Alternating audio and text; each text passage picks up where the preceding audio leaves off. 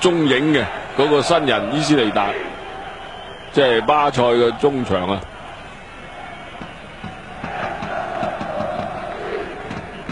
如果計到個伊斯尼達啦，計歸家咪有咧就係基連美喺度啦，唔計咧就係經驗好，亦都有沙維喺度。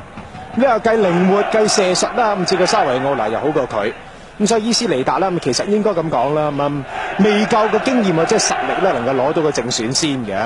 不過嗰陣時咧，可能就冇乜大將可以用啊，咁所以試下個新人。唔係啊，或者係佢中意亂點呢張譜啊！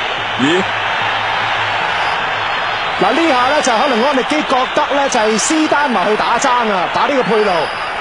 咁而家咧就係其中最惡死嗰個咧就係加比，而呢邊啦羅伯圖卡洛斯亦都係埋去咧就係捉住先，咁等莫達亦都唔好發火，分開兩邊嘅球員，等佢哋火氣咧減到最低。